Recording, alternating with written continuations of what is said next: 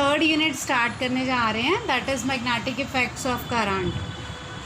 Current जब पास करवाते हैं तो कैसे मैग्नेटिक इफ़ेक्ट्स प्रोड्यूस होते हैं। First of all that experiment was done by Oersted, that's why it is called Oersted experiment. Oersted experiment के अकॉर्डिंग क्या है कि ये मैंने ए बी एक वायर ली और इसके ठीक नीचे, वायर के नीचे मैंने एक कंपास रख दी, ये बैटरी लगाई, ये गैल्वेनोमीटर है और ये की लगा दी। अब इसमें एक्सपेरिमेंट में करते क्या हैं, मान लो की इंसर्ट हो गई, इंसर्ट होने के बाद अगर गैल्वेनोमीटर नहीं भी लगाओगे तब भी चलेगा, you can also remove galvanometer. की इंसर्ट की तो करंट जो है वो फ़्लो करना शुरू हो गया। करंट की डायरेक्शन मैंने ये शो कर दी है।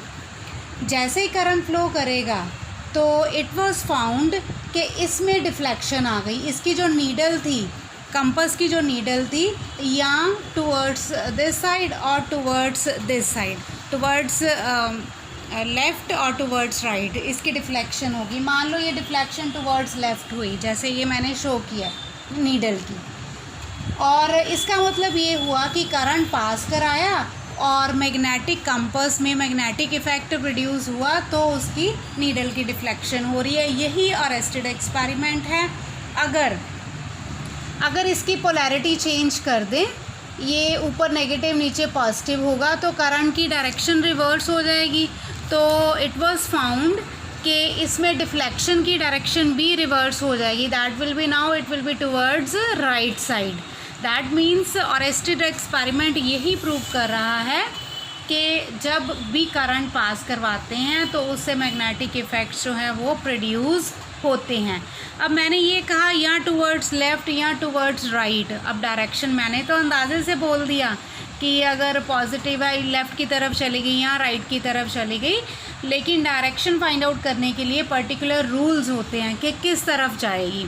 वो डायरेक्शन जो है that is given by amperes swimming rule. इसके अकॉर्डिंग क्या है, ये एक पर्सन है, मैन है जो स्विम कर रहा है, और ये वायर मैंने शो की है, ये करंट की डायरेक्शन है, ये कंडक्टर है, करंट की डायरेक्शन है। तो इस तरह से है, ये आदमी स्विम कर रहा है, स्विमिंग कर रहा है, और ये करंट जो है, ये मैं सिर्फ सिंबॉलिकली बता रही हूँ, करंट की डायरेक्शन इस तरह है कि जैसे उसके पैरों में से एंटर कर रहा है। अब अगर इस डायरेक्शन में होगी तो जो मैग्नेटिक नीडल है वो हमेशा towards his left hand, towards his left hand needle जो है वो फेस करेगी। तो इसकी जो डेफिनेशन है, एम्पियर लेफ़्ट हैंड की तरफ है, this will give the particular direction. इसकी जो डेफिनेशन है एम्पियर स्विमिंग रूल की, वो नोट डाउन कर लो।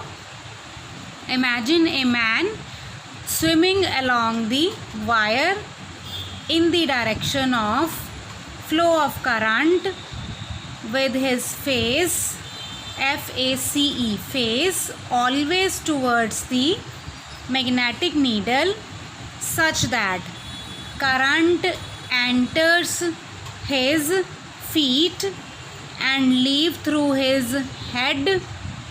Then north of magnetic needle will be deflected towards his left hand.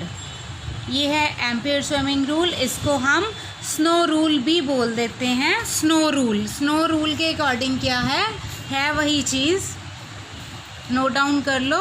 If the current flows from south to north in a wire kept over the magnetic needle, then north pole of the needle is deflected towards west, deflected towards west।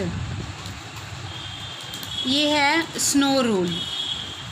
अब आगे हम जो है start करेंगे magnetic effects के बारे में, magnetic field के बारे में, मैग्नेटिक फ़ोर्स के बारे में। नेक्स्ट जो लेक्चर में मैं पहले मैग्नेटिक फ़ोर्स तुम्हें बताऊंगी क्या होती है और कैसे हम उसको कैलकुलेट करते हैं।